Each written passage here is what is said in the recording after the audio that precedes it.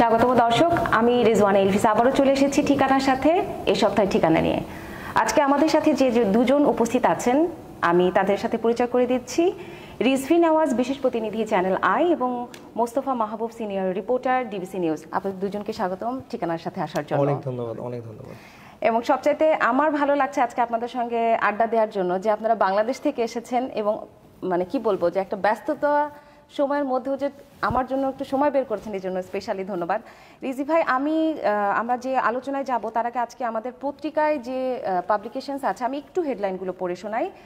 দর্শক, আমাদের প্রথমে যেটা আছে হোম কেয়ারে বিপর্যয়ের সংখ্যা, এরপর আছে কোন দিকে মোড় নিচ্ছে ইরান ইসরায়েল সংকট। আমরা জানি যে এরই মধ্যে কিন্তু ইরান ইসরায়েলে হামলা চালিয়েছে, সেটা নিয়ে আমাদের ডিটেইলে আছে পত্রিকাতে। তারপরে আমরা যাচ্ছি যে মালদ্বীপে মৈত্রীর ঢেউ, মার্কিন বাতাসে ভারতে Pulak, Modi Trump hidden chemistry, remittance ডলারের দাম 4 টাকা বেড়েছে। আমরা আপনাদের সাথে কিন্তু এই যে ডলার রেমিটেন্স এবং আমাদের IMF এর যে তৃতীয় কিস্তি, এই নিয়ে কিন্তু আমরা আজকে আলোচনা করব।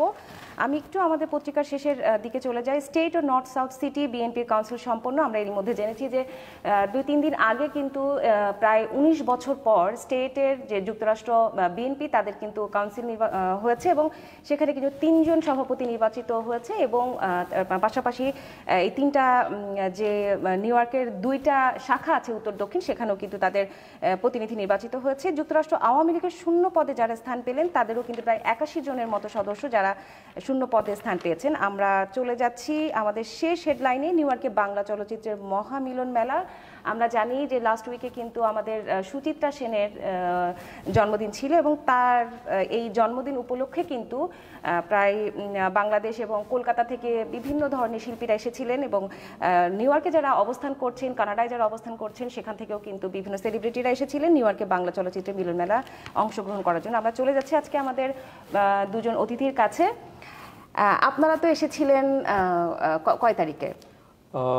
অনেক ধন্যবাদ এলভিস। আমি শুরু করি এইভাবে যে যারা এই মুহূর্তে দেখছে ঠিকানার এই প্রোগ্রামটা, দর্শক বা সামনে ভবিষ্যতে যারা দেখবেন অনলাইনে, সবাইকে স্বাগতম জানাচ্ছি। বাংলাদেশে এখন খুবই গরম চলতেছে, একদম সো সহমর্মিতা। আমরা তো আপনাদের দেশে শীতের দেশ, এই জায়গায় খুব মানে স্প্রিং টাইমটা খুবই প্লেজেন্ট একটা সময়, একদম খুবই আরামে, মানে বছরের সবচেয়ে সুন্দর সময়টা এখন। এক্স্যাক্টলি। আমরা এসেছিলাম ওই স্প্রিং মিটিং কভার করতে আসলে। এটা হচ্ছে ওয়ার্ল্ড ব্যাংক গ্রুপের, আপনি জানেন যে IMF ওয়ার্ল্ড ব্যাংক গ্রুপের একটি সহযোগী প্রতিষ্ঠান। ওয়ার্ল্ড ব্যাংক হচ্ছে আপনার লোন দেয় আর IMF বেশি হয় পলিসি সাপোর্ট।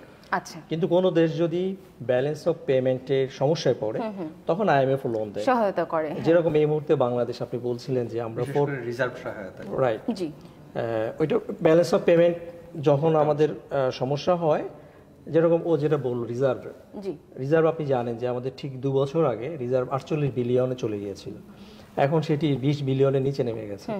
তো তার মানে হচ্ছে আমরা যে আমদানি করি সে আমদানির বিল মেটাতে গিয়ে আমাদের সমস্যা হতে পারে। আচ্ছা, এই জন্য সেই সমস্যা যাতে না হয় প্রাথমিক একটা সরকার আগে থেকে, এটা সরকার বিচক্ষণ ভাবেই এই সিদ্ধান্তটা নিয়েছে। আপনি যদি ক্রাইসিসে পড়ে যান তখন আপনাকে কেউ হেল্প করতে নাও পারে। তো আমার আগে আমি একটা আমরা ওই মিটিং কভার করতে এসেছিলাম। আমরা একজন এক এক সময় এসেছি, বাট মিটিংটা বেসিক্যালি আপনার, আমি যদি এইভাবে বলি যে গত শুক্র এবং শনিবার ছিল মিটিং এর মূল পর্ব। আমার সহকর্মীরা অনেকে আগে আসছেন, আমি 16 তারিখে আসছি এবং 17 তারিখ থেকে মিটিংটা কভার করেছি। আপনি জানেন যে বাংলাদেশের অর্থমন্ত্রী, নতুন অর্থমন্ত্রী এইচ মাহমুদ আলী, আবুল হাসান মাহমুদ আলী স্যার এবং বাংলাদেশ ব্যাংকের গভর্নর আব্দুর রউফ তালুকদার, ওনার নেতৃত্বে সরকারের 10 জন উচ্চপদস্থ কর্মকর্তা ছিলেন। তার মধ্যে অর্থ সচিব ছিলেন, ERD সচিব ছিলেন এবং বাংলাদেশ ব্যাংকের ডেপুটি গভর্নর সহ সংশ্লিষ্ট বিভাগের কর্মকর্তারা ছিলেন। আর আমরা জার্নালিস্ট কমিউনিটির প্রায় 10 থেকে 12 জন ছিলাম যারা এই প্রোগ্রামটা কভার করতে এসেছেন। রাইট। যদি আমি একটু আপনার কাছে যাই, সেটা হচ্ছে এই যে ডলার ক্রাইসিসের আপনি কথা বলছিলেন, প্রাইজের সম্ভাবনা আপনার সঙ্গে আমরা এই প্রোগ্রামের আগে কথা বলছিলাম, সেটা নিয়ে যদি আপনি একটু ডিটেইলে বলতেন। আসলে আন্তর্জাতিক মুদ্রা যেটি ডলার, যে কোনো লেনদেনের ক্ষেত্রে কিন্তু আমরা মূলত এই আন্তর্জাতিক মুদ্রাটা দিয়েই আসলে লেনদেনটা করি। তো ডলারের সোর্স বাংলাদেশে কতগুলো আছে সেটি আগে বুঝতে হবে। প্রথম সোর্স হচ্ছে ব্যবসা বাণিজ্য, আমরা যে রপ্তানিটি করি সেই রপ্তানির বিলগুলো যখন আসে তখন আমাদের একটা রিজার্ভ তৈরি হয়, আমরা এই উৎস থেকে পাই।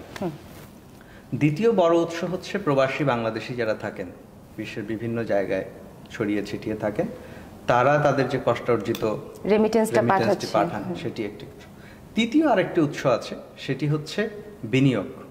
সরকারি বিনিয়োগ হতে পারে, বেসরকারি খাতে বিনিয়োগ হতে পারে, যারা বিশ্বের বিভিন্ন জায়গা থেকে বাংলাদেশে আসলে বিনিয়োগ করেন এবং এই বৈদেশিক মুদ্রা, এই তিনটা উৎস থেকেই মূলত কিন্তু ডলারটা আমরা পেয়ে থাকি। তো সেই জায়গায় যেটা হয়, আমাদের যেটা চাহিদা, অর্থাৎ আমরা যখন কোনো কিছু আমদানি করছি, এইটা পেমেন্টটা হয় ডলারে। জি।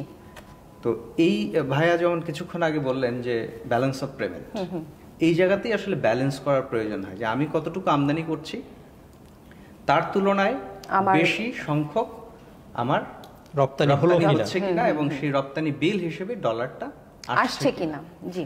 এইখানে যখন আসলে ব্যালেন্স থাকে না, তখন হয় কি, এই যে আমাদের মুদ্রার যে একটা, দুটো তো ভিন্ন দেশের মুদ্রা, এখানে একটা বিনিময়ের মাধ্যম থাকে যে আমি 100 টাকায় কত ডলার পাবো। একদম একদম, এই যে খুব সহজ হিসাব।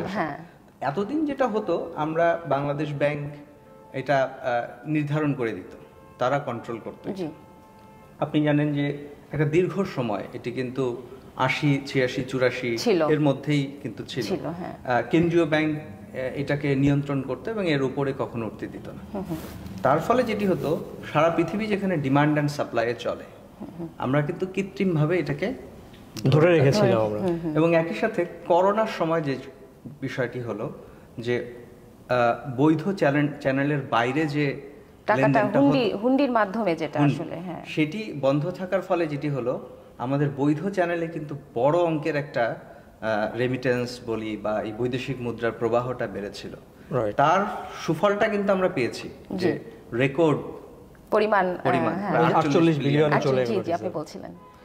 কিন্তু তারপরে করোনার পরে যখন ব্যবসা আবার ওপেন হয়ে গেল, আরেকটা পয়েন্ট হচ্ছে মাহবুব, আপনি স্বীকার করবেন, ওই সময় আমাদের আমদানি অনেক কমে গিয়েছিল, সারা পৃথিবী স্থগিত ছিল, সাপ্লাই চেইন ভেঙে পড়ছে। সো ওই সময় একদিক দিয়ে হচ্ছে কি, আপনার শুধু রিজার্ভ গড়ছে, বিল্ড আপ হয়েছে, খরচ কিন্তু হয় নাই।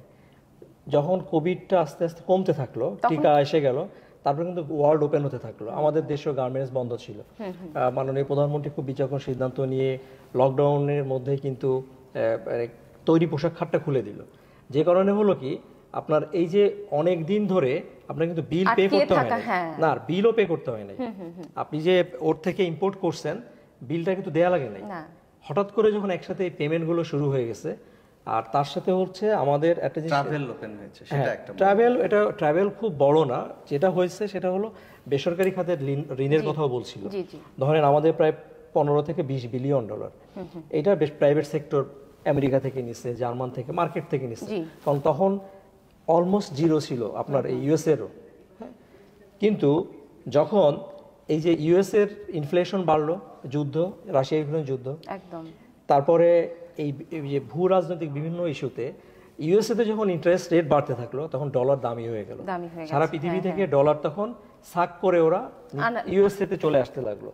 এই কারণে হলো কি, আমাদের ডলার ওই যে ক্রাইসিস তৈরি হলো। এখন যে মনে করেন 2% ইন্টারেস্টে ইউএস এর মার্কেট থেকে লোন নিয়েছিল আমাদের দেশের কোনো ব্যবসায়ী প্রতিষ্ঠান, তার তো ইন্টারেস্ট বেড়ে গেল, মানে হিসাবে তো এক অর্থে তো টাকার পরিমাণ বেড়ে গেছে। ও তখন কি করছে, ও তখন দেখছে যে আরে ইন্টারেস্ট তো বাড়তেছে, আমি দ্রুত পে করি, পে ব্যাক করা শুরু করছে। তখন কিন্তু চলে আসছে অলরেডি, রাইট। ওর কিন্তু পে ব্যাক করার কথা ওই সময় ছিল না। ও বিচক্ষণ, ওর সুবিধা হয়েছে, কিন্তু দেশ সমস্যায় পড়ে গেছে। একদম, এটা আপনি অনেক মানে ভালো একটা কথা বলেছেন, কারণ আমাদের অনেকেই হয়তো আমরা যারা আপনাদের মতো এরকম ইকোনমিক নিয়ে কাজ করি না, তারা হয়তো জানি না যে আসলে ডলার ক্রাইসিসটা কিভাবে হয়, বাংলাদেশে কেন এত ক্রাইসিস। সেই জায়গায় আপনার আগের প্রশ্নের উত্তরটা একটু অসম্পূর্ণ থাকলো, সেটা বলি যে দামটা কিভাবে নির্ধারণ হবে, অর্থাৎ আমি একটা ডলারের বিপরীতে কত টাকা দেব। জি, এই যে একটা মেকানিজম, এক্সচেঞ্জ রেট, যেটা এক্সচেঞ্জ রেট, আমাদের এখন মূল সমস্যা হয়ে গেছে এই এক্সচেঞ্জ রেটের কারণে। দেখা যাচ্ছে অফিসিয়াল ব্যাংকিং চ্যানেলে একটা, ওখানেই 3টা রেট, একটা হচ্ছে আমদানির ক্ষেত্রে ব্যবসায়ীরা দিচ্ছেন, আবার রপ্তানির ক্ষেত্রে উনি যখন এটাকে ভাঙাচ্ছেন তখন এক ধরনের রেট পাচ্ছেন, আবার আপনি যখন ক্যাশ ডলার কিনতে যাচ্ছেন, মানে জেনারেল কার মার্কেট বলি আমরা, কার মার্কেটেরই একটা হচ্ছে ক্যাশ ডলার ব্যাংক থেকে দিচ্ছে, সেটার একটা রেট। আবার এজেন্সিগুলো যেগুলো আছে অর্থাৎ বৈধ অবৈধ বা যেটাই বলি না কেন কার্ড মার্কেট বলতে আমরা আবার যেটা বুঝি, সেখানে আবার আরেক রকম রেট। এই যে তারপর প্রবাসীরা যখন রেমিটেন্স পাঠাচ্ছেন তখন একরকম রেট পাচ্ছেন। এই নানান রকম রেটের কারণে হয়ে গেছে কি এটাকে শৃঙ্খলায় আনাটা কঠিন হয়ে গেছে। এবং শুধু এই হাত বদলের খেলায় খেলতে গিয়েও অনেকে এটা সুবিধা নিচ্ছে। ঠিক আছে, এটা মাহবুব আপনার সঙ্গে এগ্রি করি, বাট আমাদের বাংলাদেশ ব্যাংক যেটা করেছে রেট মোটামুটি এখন কাছাকাছি নিয়ে আসছে। ইস্যু হচ্ছে যে আপনি রেট ফিক্স করে দিলেন, ওই রেটে তো আমি ডলার পাচ্ছি না, ইম্পোর্টারও পাচ্ছে না, হ্যাঁ, আবার আমি যখন কিনতে যাচ্ছি আমিও পাচ্ছি না। বাট এখন কিন্তু কমে গেছে, ডলারের যে হাহাকার ছিল ওইটা অনেক কমেছে, না কিছুটা অনেক কমে গেছে। কারণ কার্ড মার্কেটে আমি এখন আগে 7-8 টাকা ডিফারেন্স ছিল, আমি যদি ব্যাংক থেকে নিতে পারি তাহলে আমি হয়তো দেখা যাচ্ছে সাপোজ বোঝানোর জন্য বলতেছি যে 115 টাকায় কিনলাম, আর যদি ও কার্ড মার্কেটে কিনতে যায় কোনো মানি এক্সচেঞ্জ কিংবা প্রাইভেট কোনো ইয়ে থেকে, তখন কিন্তু আমার থেকে 7-8 টাকা ডিফারেন্স হয়ে যেত। এবার আমি 14 তারিখে ফ্লাই করছি, 14 তারিখে আমি এয়ারপোর্টে সোনালী ব্যাংকের ব্রাঞ্চ থেকে ডলার নিলাম, হ্যাঁ জিজ্ঞেস করলাম, তো বাইরের সঙ্গে আমি আসার আগে বাইরে একজনকে ফোন দিলাম, একজন মানি এক্সচেঞ্জের, উনি যেটা রেট বললেন 2 টাকা 2.5 টাকা, গ্যাপটা অনেক কমে আসছে। বাট সমস্যা রয়ে গেছে যেটা বাংলাদেশ ব্যাংক যে রেটটা আপনাকে বলছে 110 টাকা আমদানিকারকের জন্য, আর মনে করেন যে রপ্তানি উনি সাপোজ 110 টাকা 50 পয়সা, ডিফারেন্স 50 পয়সা। সমস্যা হলো 110 টাকা কোনো ব্যাংক আপনাকে দিচ্ছে না, ওইটা আমদানিকারক দেখাচ্ছে, ব্যাংক দেখাচ্ছে, হ্যাঁ আমদানিকারককে ওইটা 114, 15, 20 টাকায় নিতে হচ্ছে। যে কারণে ওই শোনো, এটা হলো একটা দুষ্টু চক্র বলে, ভিসিয়াস সাইকেল। কারণ কি আমদানিকারকের বেশি দামে ডলার কিনতে হচ্ছে, সো আমদানিকারক যে পণ্যটা আমদানি করতেছে সেইটার দাম বেড়ে যাচ্ছে, সেই পণ্য আমি কিনতেছি, ভোক্তা আমি এন্ড ইউজার, আমার তখন বেশি দামে কিনতে হচ্ছে। যে কারণে আমাদের দেশে দেখেন আপনি ইউএসএ তে কিন্তু ইনফ্লেশন অনেক কমিয়ে নিয়ে আসছে, এবং আপনার যে ইউএসএ যেটা সেন্ট্রাল ব্যাংক আর কি, হ্যাঁ ওরা কিন্তু বলছে যে 2%-এর নিচে যদি আনতে পারে ইনফ্লেশন, হ্যাঁ তাইলে ওরা বলবে যে কন্ট্রোল। আর আমার দেশে কিন্তু ইনফ্লেশন 10%, মাইন্ড ইট। ইন্ডিয়া 5-এর নিচে নিয়ে আসছে। আমরা কথায় কথায় ইন্ডিয়ার উদাহরণ দিই, অনেক আমাদের মন্ত্রী বাহাদুররা কানাডার কথা বলে ফেলেন। সব দেশ কিন্তু ইনফ্লেশনটা কন্ট্রোল করে ফেলছে, আমাদের দেশে কিন্তু ইনফ্লেশনটা কন্ট্রোল করা যায় না। সাধারণ মানুষের জন্য কিন্তু এটাই সবচেয়ে গুরুত্বপূর্ণ। আমি ছোট্ট একটা প্রশ্ন দুজনকেই করতে চাচ্ছি, সেটা হচ্ছে যে আমরা এরকম শুনি, আসলে কতটুকু সত্য আমি জানি না, যে ব্যাংক থেকে আপনার এজেন্সির মাধ্যমে টাকা তারা দিয়ে দেয়, এটার কতটুকু সত্যতা আছে?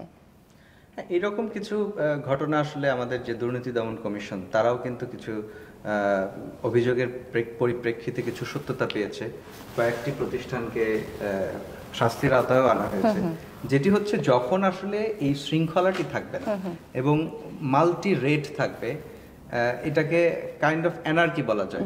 এনার্কি যখন থাকবে তখন প্রত্যেকেই কিন্তু সুবিধা নিতে চাইবে। আর একটা ইস্যু হচ্ছে আমাদের দেশের মানুষ, আমরা ধরেন নৈতিকতার কথা বলি, আমাদের দেশে কিন্তু দেখেন, খেয়াল করে দেখেন, এই মোর দেন 80% লোক মুসলিম, এবং মসজিদে জায়গা পাওয়া যায় না গেলে নামাজে, বাট আমরা কিন্তু অসৎ প্র্যাকটিস সবচেয়ে বেশি। কারণ কি এই ডলারের দামটা বাড়ছে কেন? একটা এক্সপেকটেশন থেকে বাড়ছে। স্টক মার্কেট যেরকম মানুষ এক্সপেকটেশন থেকে বাড়ে কমে, অনেকে না ক্যাশ ডলার কিনে ঘরে জমায় রাখছে অনেক। হ্যাঁ, আমি আপনার একটা ঠিকানা পত্রিকার আপনি ব্যাক পেজে যে নিউজ পড়ছিলেন, আমি একটু দৃষ্টি আকর্ষণ করি আর কি। এই যে স্টেট ও নর্থ সাউথ সিটি বিএনপির কাউন্সিল সম্পন্ন, পাশেই আছে যুক্তরাষ্ট্র আওয়ামী লীগের শূন্য পদে যারা স্থান পেলেন। জানেন, আমি একটু আপনার মানে এটা দর্শকরাও নিশ্চয়ই বিচার করবেন, আমার এটা খুব অদ্ভুত লাগে। বাংলাদেশ থেকে আসছে, এইখানে আওয়ামী লীগের শাখা খুলে ফেলছে। আমি জানি না ইন্ডিয়ার কংগ্রেসের কোনো শাখা আমি কোনদিন শুনি নাই, হয়তো আমার সেটা অজ্ঞতা হতে পারে, জানার ভুল হতে পারে। এইটা খুব অদ্ভুত একটা কালচার আমাদের দেশের।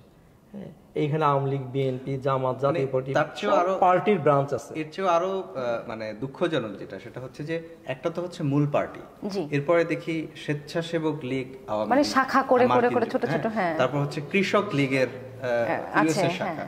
তো মানে আমরা দেশে যেমনটা দেখি যে দলের ভিতরেও ছোট ছোট ছোট ছোট নানান রকম, আমরা যেটাকে একদম খুব ভাগ বিভক্তি বলি, বিভক্তি ঠিক না, গল্পের আড্ডায় যেমন বলি দোকান, অনেক রকম ছোট ছোট দোকান। তো এখানেও এটা আসলে আমাদেরকে খুব কষ্ট। দেখেন এই যে আমরা কত আনফরচুনেট, আমাদের দেশের প্রধানমন্ত্রী আসলেন, হ্যাঁ, গত বছর ওয়ার্ল্ড ব্যাংকের মিটিংয়ে, ওয়ার্ল্ড ব্যাংকের উনি মিটিং মানে কি, ওয়ার্ল্ড ব্যাংক ওই যে পদ্মা সেতু আপনি জানেন, পদ্মা সেতুর আমাদের ওয়ার্ল্ড ব্যাংক সরে গিয়েছিল, সেটা একটা আমাদের যখন আমরা নিজেদের টাকায় করে ফেললাম 50 বছর পূর্তি বাংলাদেশ ওয়ার্ল্ড ব্যাংক রিলেশনশিপের সুবর্ণ জয়ন্তী উদযাপন উপলক্ষে বাংলাদেশে একটা পার্ট সেলিব্রেশন হয়েছে, ওয়ার্ল্ড ব্যাংকের এমডি গিয়েছিলেন, আর আমাদের প্রধানমন্ত্রী শেখ হাসিনা আসলেন ওয়ার্ল্ড ব্যাংক অফিসে। সেই সময় আমরা সবাই জানি যে আমরা কি বেজ্জতির একটা কাজ করছি। এটা কি মানে আওয়ামী লীগ বিএনপি, এটা আসলে মানে খুব আনফরচুনেট, নিজেদের জন্য এটা আসলে লজ্জাজনক। হ্যাঁ, আচ্ছা, আপনারা আসলে যেই আইএমএফ এর মিটিং থেকে এসেছেন, এই যে তৃতীয় কিস্তি দেওয়ার যে ব্যাপারটা আপনারা বলছিলেন, যে সেই জায়গায় আসলে কি ধরনের আলোচনা হয়েছে, যেহেতু আমাদের মাননীয় অর্থমন্ত্রী সেখানে উপস্থিত ছিলেন এবং ঊর্ধ্বতন কর্মকর্তারা উপস্থিত ছিলেন, কি ধরনের মিটিং হয়েছে বা কোনো ধরনের কোনো আশানুরূপ যে আরো ভবিষ্যতে আরো কিস্তি দেওয়ার ব্যাপারে যদি একটু আমাদের এটা আমি জাস্ট একটু দর্শকদের এটা কিউদি মনে করাই দিই। আমরা $4.7 বিলিয়ন, অলমোস্ট $5 বিলিয়ন টোটাল লোনের সাইজ আইএমএফ এর, এবং এই লোনটা আমরা বেশ পরে নিছি, আমার যদি ভুল না হয় আপনার প্রায় 12 থেকে 15 বছর পরে। এর মধ্যে আমরা আইএমএফ এর কোনো লোন নেই নাই, নিতে হয় নাই। কিন্তু আমি আগে বলেছিলাম যে সরকার খুব ওয়াইজলি আগে থেকেই খারাপ অবস্থা হতে পারে সেইটা চিন্তা করে এটা 2টা ইনস্টলমেন্ট অলরেডি আমরা পেয়ে গেছি, 3rd ইনস্টলমেন্টটাও খুব তাড়াতাড়ি রিলিজ হবে। এই মুহূর্তে আইএমএফ এর একটা টিম আছে, এটাকে আর্টিকেল 4 মিশন বলে। এই মিশন গিয়ে আসলে ওরা চেক করে যে যে কন্ডিশন, আইএমএফ কন্ডিশন বলে না, আইএমএফ রিকোয়ারমেন্টস থাকে কিছু, এটা হচ্ছে আমরা সহজে আম জনতার ভাষায় বলি যে শর্ত, কিন্তু আইএমএফ এখন আর কন্ডিশনালিটিস বলে না।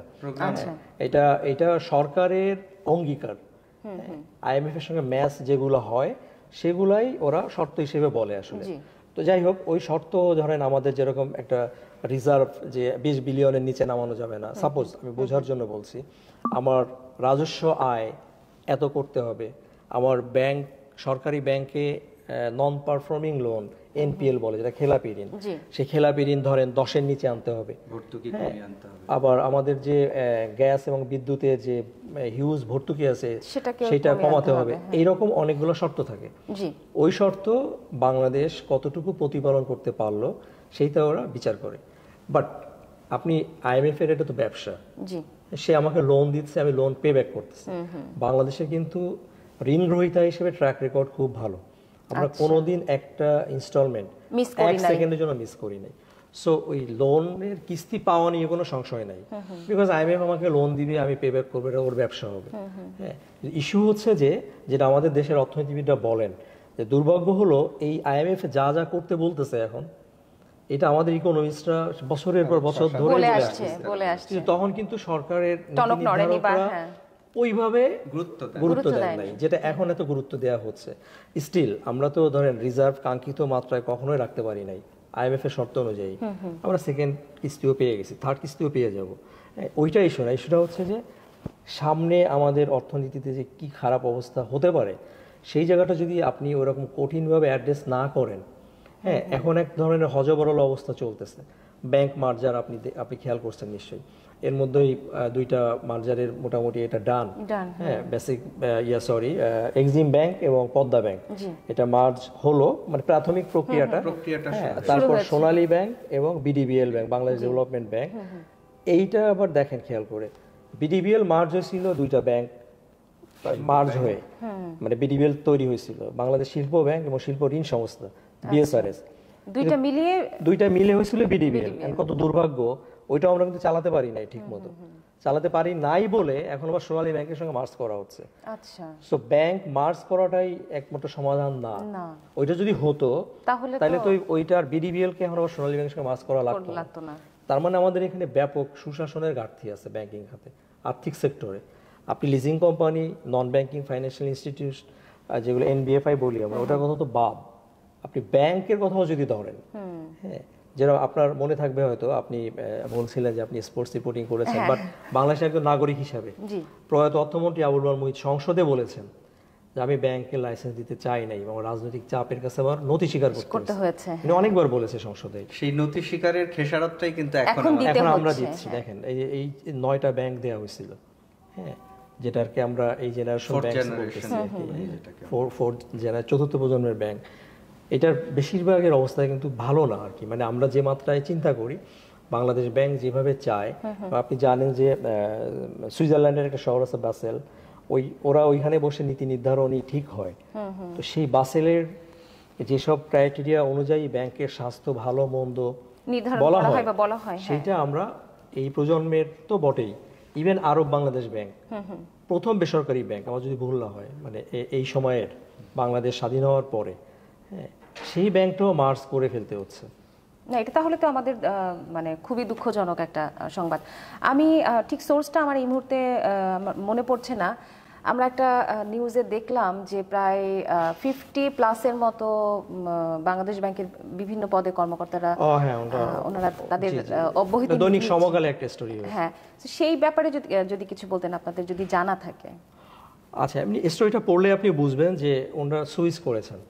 আচ্ছা, হ্যাঁ, এখন আপনি ধরেন আপনি ব্যাংক থেকে এখন আপনার মনে হলো যে, এটা সাধারণত ইয়াং যারা প্রফেশনালস এন্ট্রি লেভেল বাংলাদেশ ব্যাংকে, হ্যাঁ, তারা ওই আপনার বিসিএস দিয়ে, অনেকে আবার হয়তো সে প্রথম বিসিএস এ উনি হয়তো সফল বা উত্তীর্ণ হতে পারেন, ওনার বাংলাদেশ ব্যাংকে উনি জব হয়ে গেছে, বাট তার মনটা পড়ে আছে বিসিএস জব করতে হবে।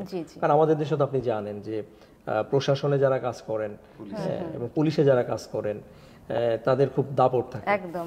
ফরেন সার্ভিস আর একটা খুব লোভনীয় জায়গা। সো আমার ধারণা এটা যেভাবে নিউজটা একটু টুইস্ট আছে নিউজে, মনে হচ্ছে যে বাধ্য হয়ে তারা চলে আসে। এক্স্যাক্টলি, আমি ওই জন্য প্রশ্নটা করেছি। বিষয়টা এরকম নাও হতে পারে, এটা আমার শঙ্কা বা আমার সন্দেহ যে বিষয়টা তা না। আমি আজকে চ্যানেল আইয়ে কাজ করছি, আমার যদি এখন মনে হয় যে আমি ঠিকানার সঙ্গে কাজ করব, আমাকে যদি ঠিকানা কতটুকু সুযোগ দেয়, I could choose, একদম, তাই না? ওইটাকে এখন যদি কেউ বলে চ্যানেলে বেতন দিতেছে না, বা মানে চ্যানেলে থেকে সুযোগ সুবিধা না পেয়ে চলে আসছে, সেটা মানে ঢালাও বলা উচিত বলে আমার মনে হয় না আর কি।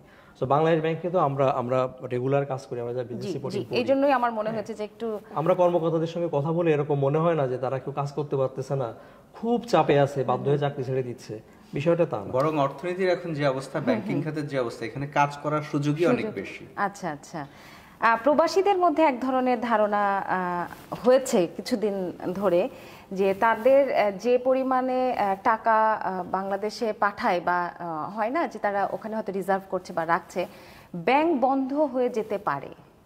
ও নো, এটা খুবই ফালতু টাইপের একটা গুজব, হ্যাঁ, এবং এটা টোটালি অমূলক। বাংলাদেশে কিন্তু শোনেন, কিছু ব্যাপারে আমরা খুব ইউনিক। আমাদের ইকোনমিক ম্যানেজমেন্ট, আমরা যেটা ম্যাক্রো ইকোনমি স্ট্যাবিলিটি বলি, মানে সামষ্টিক অর্থনীতির যে একটা দারুণ অবস্থা, স্থিতিশীলতা, ওইখানে কিন্তু আমাদের খুব ভালো record, irrespective of any government. হ্যাঁ, এটা আমি যে শুধু আওয়ামী লীগ গভর্নমেন্টের কথা বলবো, নো, বিএনপি গভর্নমেন্টের সময়ও আমাদের ম্যাক্রো স্ট্যাবিলিটিটা, প্রয়াত সাইফুর রহমান অর্থমন্ত্রী ছিলেন, তার আগে শাহ আহমেদ কিবরিয়া, উনিও, মানে আমরা খুব লাকি, আমাদের দেশের শ্রেষ্ঠ সন্তানরা বাংলাদেশ ব্যাংকের গভর্নর এবং অর্থমন্ত্রী হয়েছেন। তাদের বিচক্ষণ এবং প্রুডেন্ট ম্যানেজমেন্ট, আমাদের এই ম্যাক্রো ইকোনমি অবস্থা, আমাদের কোনো ব্যাংক কিন্তু বন্ধ করতে হয় নাই। আপনি যে দেশটায় আমরা বসে কথা বলছি, ইউএসএ, তো ব্যাংক বন্ধ হয় ভাত মাছ খাওয়ার মতো আর কি, তাই না? কিন্তু আমাদের দেশে কোনো ব্যাংক বন্ধ হয় নাই। গ্রাহকের স্বার্থটা আসলে বাংলাদেশ ব্যাংক বলেন বা সরকার, তারা এইটাকে সর্বোচ্চ প্রায়োরিটি কিন্তু দেয়। তো সেই ক্ষেত্রে প্রতিষ্ঠানগুলো হয়তো প্রতিষ্ঠান হিসেবে বিপদে পড়ছে, কিন্তু গ্রাহকের ক্ষেত্রে কোনো ধরনের আমানতকারীদের স্বার্থ, সেটিকে কিন্তু সর্বোচ্চ প্রায়োরিটি দেওয়া হয়। এবং ওই যে কথাটি বলা হচ্ছিল যে আমরা শুনলাম পদ্মা ব্যাংক এবং এক্সিম ব্যাংক, পদ্মা ব্যাংক কিন্তু ইটসেলফ এর আগে ছিল হচ্ছে ফার্মার্স ব্যাংক, এবং আপনি জানেন যে আর্থিক সংকট, লোপাট, এই নানান ক্রাইসিস থেকেই কিন্তু এই ব্যাংকটি একদম বন্ধ হয়ে যাওয়া বা দেউলিয়া হওয়ার উপক্রম কিন্তু হয়েছিল। তখনও কিন্তু আমরা দেখেছি এই ব্যাংকটিকে টেনে তোলার উদ্দেশ্যটা কি ছিল, মূল ফোকাসটি কিন্তু গ্রাহকের স্বার্থ, যাতে একজন ক্ষুদ্র আমানতকারী বা সঞ্চয়কারী তিনি যাতে কোনোভাবেই ক্ষতিগ্রস্ত না হন। সেই জায়গা থেকে আসলে বলা যায় যে এই আশঙ্কাটা এখানে বাংলাদেশে নেই। আচ্ছা, আপনাদের দুজনকে অসংখ্য ধন্যবাদ। দুজনেই যদি 1 মিনিট করে আমাদের দর্শকদের উদ্দেশ্যে কিছু বলতেন। এলভিস, অনেক আপনাকে আবারও ধন্যবাদ, কৃতজ্ঞতা জানাই, কারণ আমি 2014 সাল থেকে আসি যুক্তরাষ্ট্রে। আমার সৌভাগ্য হয়েছে অনেকবার আসার। আসলেই এম শাহিন ভাইয়ের যে পত্রিকা, ঠিকানা তো অবশ্যই, আমার যদি ভুল নয় 35 বছরে ঠিকানার, বাংলাদেশের বাইরে একটা পত্রিকা এত বছর ধরে প্রকাশনা চালিয়ে যাওয়া এবং দর্শক প্রিয়তা বা পাঠকপ্রিয়তা পাওয়া, আমি really I feel so good being a journalist. হ্যাঁ, আমি ঠিকানা কর্তৃপক্ষকে অনেক ধন্যবাদ জানাই। আমরা আশা করি যে বস্তুনিষ্ঠ এবং প্রবাসের মানুষের কথা আরও বেশি বেশি করে ঠিকানা কর্তৃপক্ষ তুলে আনবে, এবং এখন তো আপনি প্রচারেরও ব্যবস্থা করছেন, সো প্রচার করবেন। অনেক ধন্যবাদ ঠিকানা কর্তৃপক্ষ এবং আপনাকে। না এলভিস, আপনাকে প্রথমে আমি ধন্যবাদ জানাতে চাই যে আসলে এটি আমার দ্বিতীয়বারের মতো যুক্তরাষ্ট্র সফর। দ্বিতীয়বারের মতো আমি IMF এর এই প্রোগ্রামটা কভার করতে আসছি, এবং দ্বিতীয়বারেই এসে আপনার সাথে বসার এবং কিছু কথা বলার, দেশ নিয়ে কথা বলার সুযোগ পেলাম। এই জন্য আপনাকে ধন্যবাদ, ঠিকানা পত্রিকাকেও ধন্যবাদ। আর যেটি বলতে চাই, আসলে আপনারা কাজ করছেন, আপনাদের পত্রিকার সংবাদগুলো আমরা দেখলাম, আমাদের বাংলাদেশি কমিউনিটি যারা আছে তাদের সংবাদগুলো বা তাদের কথাগুলো তুলে ধরছেন, এটি দেখে আসলে খুব ভালো লাগলো। প্রত্যাশা থাকবে, রিজভী ভাই যেমনটা বললেন, দীর্ঘদিন থেকে এই পত্রিকা আসলে তার ভূমিকা রাখছে জন্য, আসলে ভালো কাজ করছে জন্যই এত বছর টিকে আছে। তো সেই ভালো কাজের ধারাটা অব্যাহত থাকবে, এবং বাংলাদেশকে আপনারা ব্র্যান্ডিং করবেন, দেশের বাইরে থেকে বাংলাদেশকে তুলে ধরবেন, বাংলাদেশের কল্যাণ হয় এমন কথা বলবেন, এবং আমরা সবাই মিলে আমাদের দেশকে বিশ্বের দরবারে একটা শক্ত অবস্থানে নিয়ে যাব, সেই প্রত্যাশা রইল আর কি। ঠিকানা। অসংখ্য ধন্যবাদ দুজনকে। দর্শক, এই ছিল আজকের মতো। পরবর্তীতে দেখা হবে আবারও নতুন কোনো অতিথির সাথে। সেই পর্যন্ত দেখতে থাকুন ঠিকানা নিউজ। ভালো থাকুন, সুস্থ থাকুন।